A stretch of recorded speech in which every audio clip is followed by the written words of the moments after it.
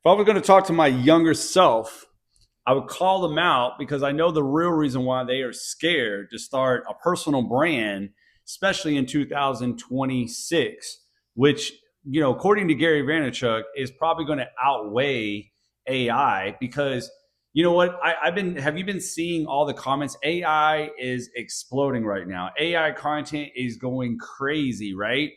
But if you've been noticing a lot of the comments, a lot of them are already talking about like, I am so sick and tired of AI.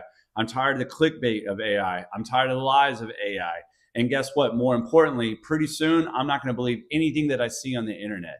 That's exactly what's about to happen with the explosiveness of AI. Now, if you use AI as AI agents and to help you with your business, creating ideas and things like that, it's great. But a lot of people are manipulating AI to utilize this conglomerate lifestyle or this perfect body or whatever that they don't even have. I mean, some of these women, man, no offense, but if you thought filters were catfishing people, wait till you see these AI women. I'm sorry, but for real though, you see these AI pictures, and then all of a sudden it's like, damn, like what happened, right? So, anyway, why aren't people causing more personal brands? Because if you really notice, right, the people that are making the most amount of money are people that are starting a personal brand and then they're selling you a digital asset, right? Even the guys that like are teaching you how to make money, right? They might be like, hey, this is how I did day trading. Here's my digital course to do it, right? Hey, I did drop shipping. Here's my digital course.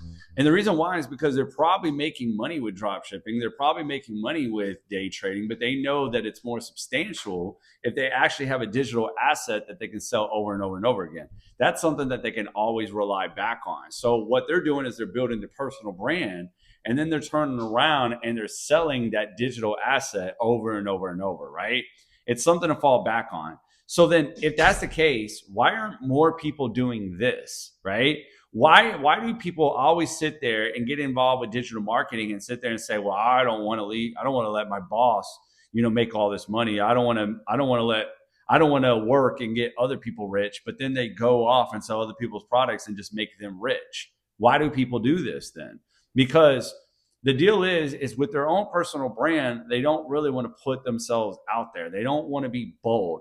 And more importantly, they're scared to start it because they don't want to be seen at the bottom, which is so bad, right? Like they've told themselves over and over and over that they got this limiting story that they don't really have a life to showboat.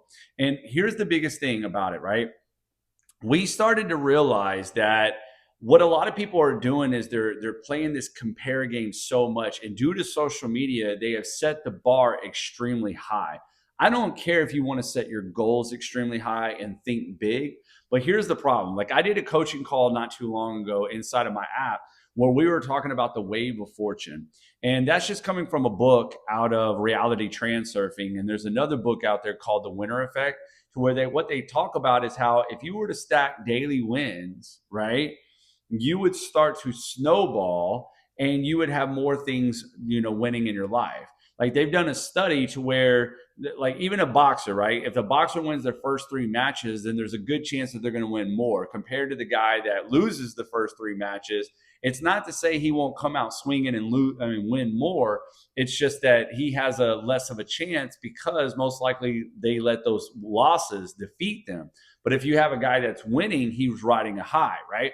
So, anyways, in the winner effect in Reality Transurfing, they said one way to ride this wave of fortune or to start this process is to stack daily wins. And when you do this, you felt like you've accomplished something, and then you build your self confidence up to where you can tackle on any other task, right? You with me so far? Well, what's the problem? Some people have set the bar so high due to the comparison on social media that even when they stack a win or even they achieve something, they don't feel like they have achieved shit, only because it's so high on the bar from what they see online. And they're not understanding, like, it doesn't even make sense. You watch 10 guys online driving a Lamborghini or something. You get a brand new car. Now you don't feel comfortable to talk about that brand new car because you saw the people driving the Lamborghini. Do you see what I'm saying? And so it doesn't make sense. Your brand new car is perfectly fine. It's significant. Your story is significant. If you really want to make the big money, right? This is what you generally do. you think about your transformation or something you're good at or something that you've solved or what you're probably like known for or what you are passionate about, right? Then you go create a personal brand around this, creating content every day around that thing that you're good at or that transformation that you had. You create a digital asset showing other people how you did it, right? Or how to do it. And then you create content, and then you create content around this product and you would make a lot of money. In fact, I walked away from reselling digital marketing courses in 2023 and I started my own, right? And I made way more money than I did in 2023. And everybody was just like, why did you walk away? Well, everybody thought I had a fallout with this owner or something. And it's like, no, it's just I didn't want to continue to keep making her more money than me, right?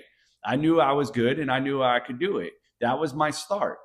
Here's another thing that I know that people are generally just scared because they don't want to be seen from the bottom. I know some people that have started theme pages or faceless pages, which is fine.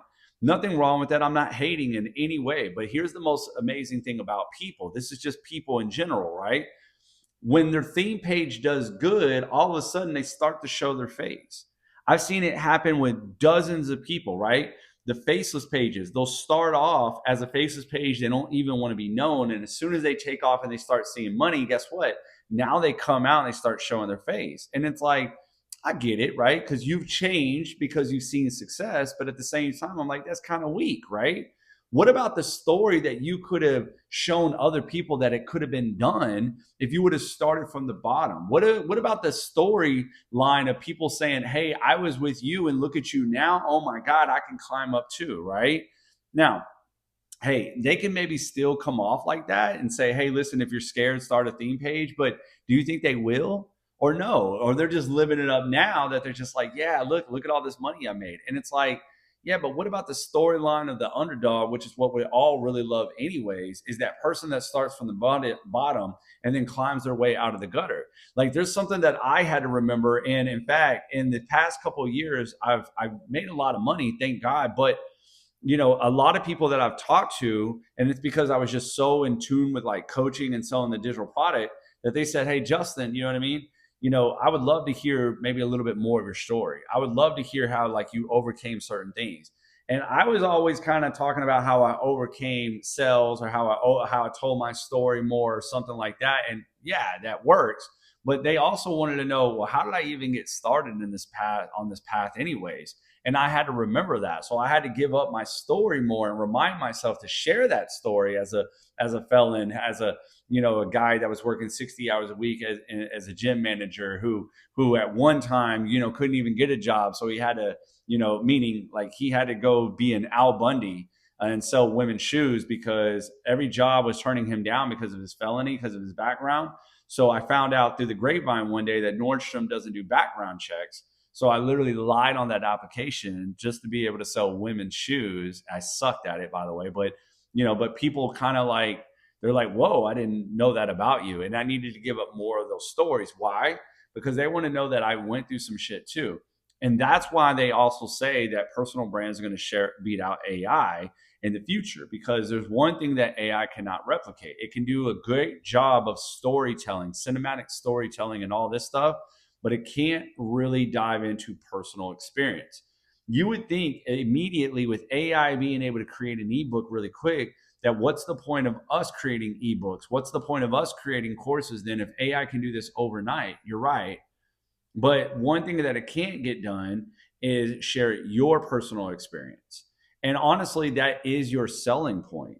Do you not think that there's not a book out there that already exists that has solved problems? Do you not think that there's ChatGPT that can solve? Do you not think there's a YouTube university that can solve somebody's problem and help them? Of course there is. But instead of them wanting to go through all that, they'd rather feel the connection and see how you did it. You see, that's why I had to share more of my story, because they wanted to know a little bit more about like, well, how did you overcome, right? Versus how did this person and this person and this person overcome? See what I mean? So I guess what I'm trying to say is stop being scared of your story. Stop being scared that, that you're starting from the bottom, right? Like, I mean, I even went back to this to where it's like, screw it, man. Like I could have gotten all fancy on YouTube, but I don't, right? I pulled out my phone, I put it on a stand, and here I am. I got this Sorry if that's in your ear. I got that microphone just on like a little holder really quick. And that's just for sound purposes. That's it. But like, there you go, right? That's all it takes is a phone and this. And you guys know I'm probably not even going to edit it because the idea is to get the story out there without the least amount of equipment, without all that. Because personal brands and being real is aligned a little bit more. If you look at some of the YouTube channels that are coming out now that are getting crazy results, number one, brand new YouTube channels are big right about now, and number two, a lot of times people aren't doing any editing, literally just pulling out their phone and sharing their story and sharing their experience, and people are digging it. So, what's holding you back? It's that fear that you are insignificant or that you're starting from the bottom. And I'm telling you, break free from that shit. What you see a lot of people that are really making big money is that they're just being bold enough to be them, bold enough to get out there, and bold enough to start. That's it. That's your ticket. Just be bold for 2026.